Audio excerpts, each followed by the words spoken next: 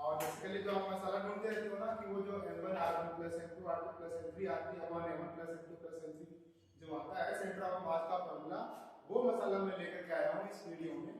मेरा नाम है मुकुल कुमार और मैं जीत मंत्रा में एज ए फिजिक्स ट्यूटर हूँ। और आज हम पढ़ेंगे बेसिकली सेंटर ऑफ मास का कॉन्सेप्ट जो मैंने अभी आपको बताया। तो कहोगे कि सर कौन सा कॉन्सेप्ट है ऐसा, तो उस कॉन्सेप्ट का नाम है मास moment.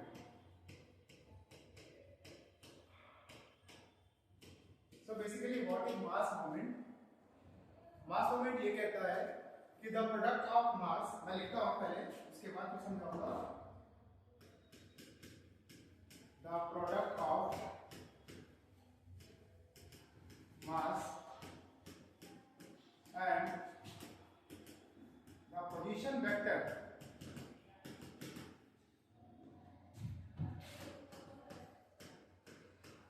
of that mass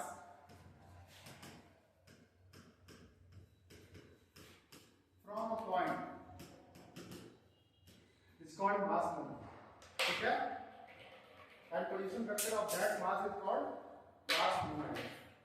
So हम क्या कह सकते हैं, mass moment को हम लिख सकते हैं vector m is equal to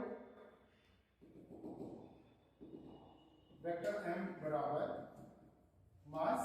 suppose that this is our coordinate system, this is x and this is y, और यहाँ पे कहीं मास रखा होगा, मान लो m मास। तो इस मास का किसी पॉइंट के अबाउट जो पोजीशन वेक्टर होगा, सपोज करो ये वाला, इसको क्या हमने बोल दिया हुआ है x, या मैं ऐसे कह सकता हूँ कि r बोल दिया मैंने इसके पोजीशन वेक्टर को। तो क्या होगा, मास मोमेंट जो होगा वो मास होगा, और मास इनटू ये जो पोजीशन वेक्टर है यानी कि m जो होगा m r vector. This is our mass moment. I hope this is clear to you. ये है मास मोमेंट की कहानी। अब ये मास मोमेंट हमारे लिए बहुत ज्यादा इंपॉर्टेंट है। देखने में तो ये बहुत ही सिंपल लग रहा है, पर एक्चुअली ये बहुत ज्यादा इंपॉर्टेंट है कि हम आगे कैसे प्रोसीड करें सेंटर ऑफ मास। तो आप देखोगे, अब हम बात करते हैं centre of mass.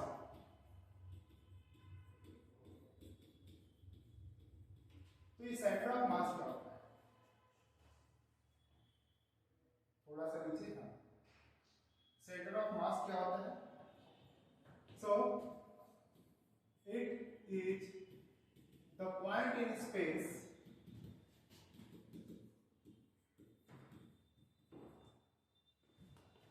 at which the total mass of the point mass system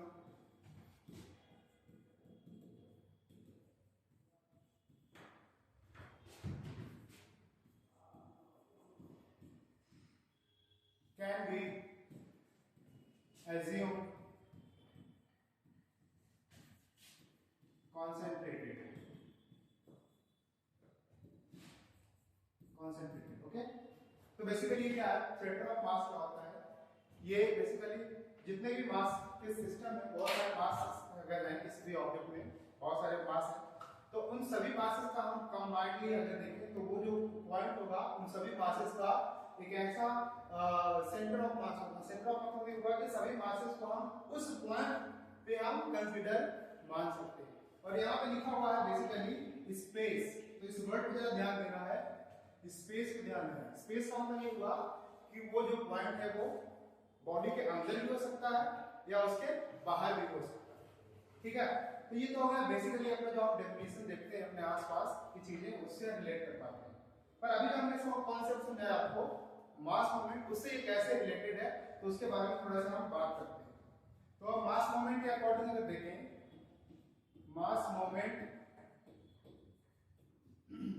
के अकॉर्डिंग अगर देखें हम सेंटर ऑफ मास, तो क्या होगा, मास मोमेंट क्या होता है, उसके बेसिस पे अगर हम सेंटर ऑफ मास को डिफाइन करना चाहें, ये सेंटर ऑफ मास क्या कहता है, द टोटल मास मोमेंट, या ऐसे कह सकते हैं the summation of mass moment, total of mass moment या summation of mass moment, the summation of mass moment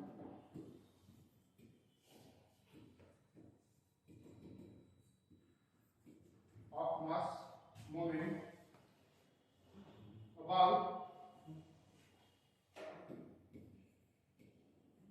center of mass is 0।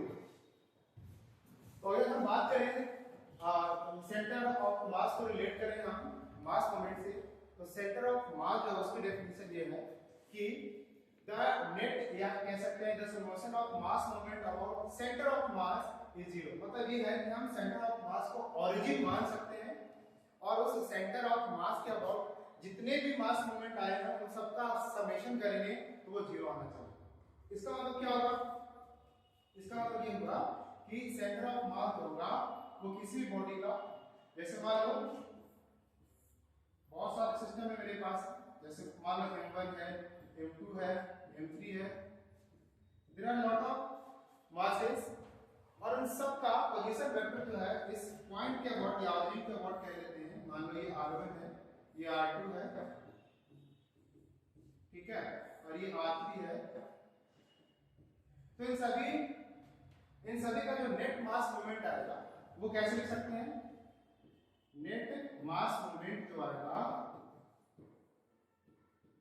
ठीक है, m नेट बोल देते हैं इसको, वो आएगा m1r1 plus m2r2 plus m3r3, ये क्या आना चाहिए? 0 आना चाहिए।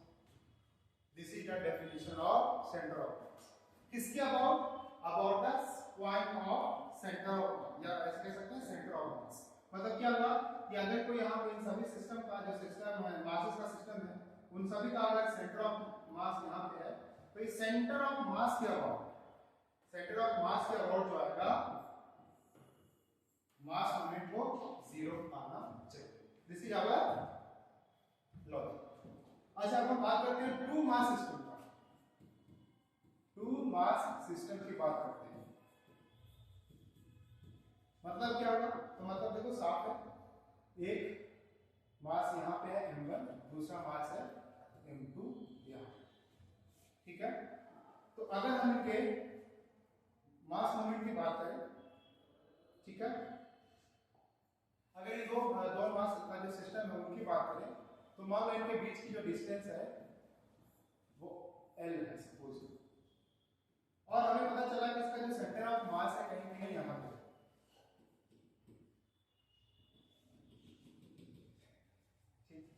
तो अब इस सेंटर ऑफ मास का हम लोकेशन फाइंड करना चाहते हैं, तो कैसे फाइंड कर सकते हैं? इस सेंटर ऑफ मास का लोकेशन अगर फाइंड करना चाहते हैं तो कैसे फाइंड कर सकते हैं? तो देखो जाहिर सी बात है, यहाँ पे मान लेते हैं यहाँ से यहाँ तक जो डिस्टेंस है वो x है, तो जाहिर सी बात है जो पूरी लेंथ है L, उसमें से हम क्या करेंगे, L माइनस x घटा देंगे तो ये वाली लेंथ बच जाएगी, तो हो जाएगी L माइनस x। ठीक, अब देखो क्या है, इस m1 मास का हम लिखना चाहते हैं मास मोमेंट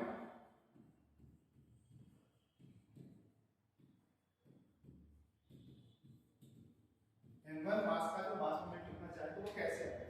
तो मैंने क्या बताया आपको, सेंटर ऑफ मास को अपना ओरिजिन मानना है ना। ऐसे समझ लो कि ये जो पॉइंट है वो अपना ओरिजिन पे है। अब देखो ओरिजिन से हम लेफ्ट में जा रहे हैं या राइट में जा रहे हैं? तो अगर हम देखें यहाँ पे तो अपना जो जैसा कोऑर्डिनेट एक्सिस होता है, ये अगर सेंटर ऑफ मास है, इसके लेफ्ट में आ रहे हैं तो हम नेगेटिव एक्स डायरेक्शन में आ रहे हैं, और इसके अगर इस तरफ जा रहे हैं तो हम आ रहे हैं पॉजिटिव एक्स डायरेक्शन, ठीक है। इधर नेगेटिव एक्स डायरेक्शन है and this is your positive x direction,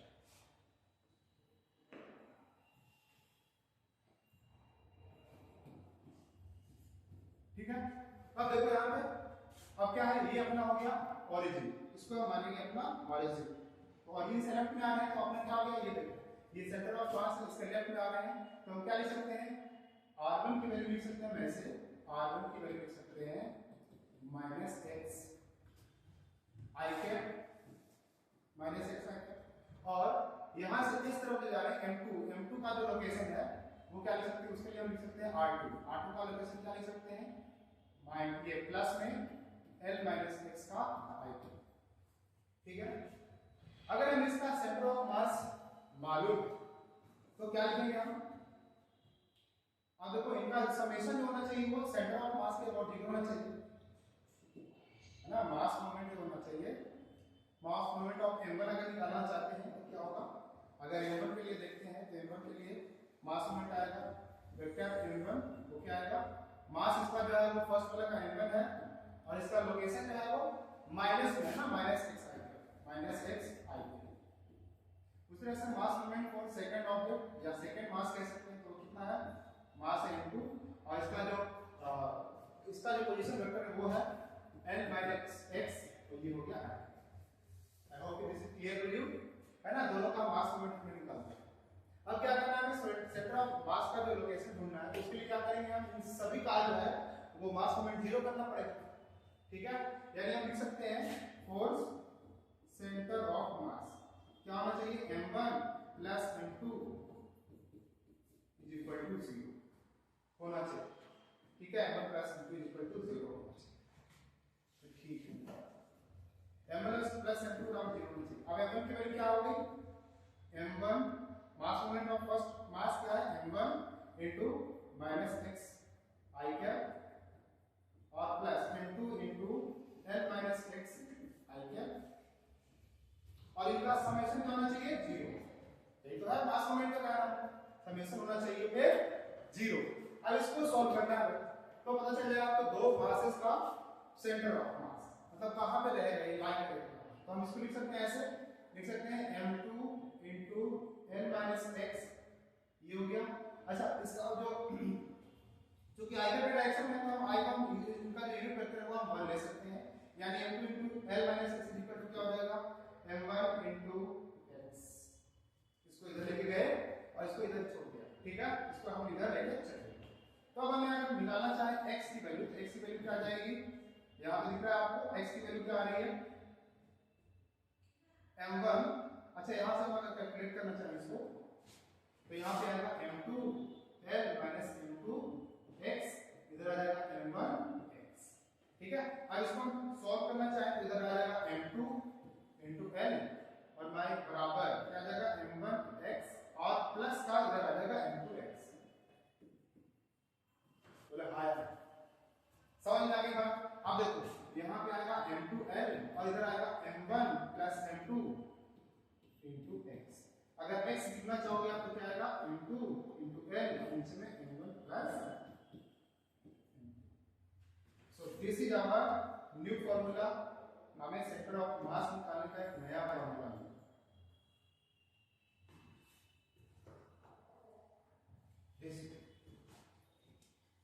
और मतलब ये है कि अब इनसे हमने क्या सीखा, ये देखो x क्या बता रहा है, सेंटर ऑफ मास के सेंटर ऑफ मास का लोकेशन बता रहा है m1 मास।